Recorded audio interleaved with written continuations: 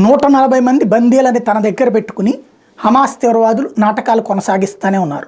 4 నెలల నుంచి అట్లాగే సాగుతోంది. అక్టోబర్ 7, నవంబర్, డిసెంబర్, జనవరి, ఫిబ్రవరి, మార్చి 5 నెలలు అయిపోయింది. 6 నెలల వ్యవహారం. మొత్తం 6 నెలలైనా వాళ్ళు ఆ బందీలను అట్లాగే ఉంచారు. అందులో కొంతమంది చచ్చిపోయారు. అయినా సరే ప్రపంచానికి చీమ కుట్టినట్టు లేదు.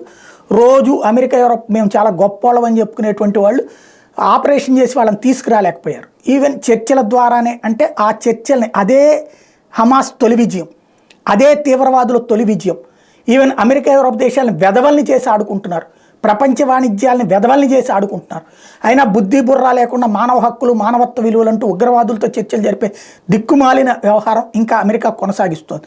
ఇక మండిందనుకుంటా తాజాగా కాల్పుల విరమణ అంటూ 40 మందిని విడిచిపెడతామంటూ హమాస్ 140 మందిని విడిచిపెట్టాల్సిందేనంటూ ఇజ్రాయెల్ పట్టుబట్టడం వల్ల రంజాన్ మాసంలో కాల్పుల విరమణ అన్నది పక్కకి వెళ్ళిపోయింది. ఇప్పుడు అమెరికా తాజాగా వార్నింగ్ ఇస్తోంది. హమాస్ కనుక కాల్పుల విరమణ చేయకపోతే తీవ్ర పరిణామాలు ఎదురుతాయని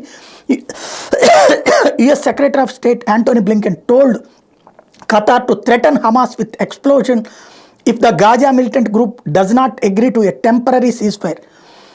Blinken message to Qatar came after truce talks between Hamas and Israel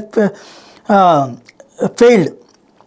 Times of Israel reported last week that Qatar had proposed to expel Hamas leaders after the militant group killed nearly 1,200 Israelis on October 7th.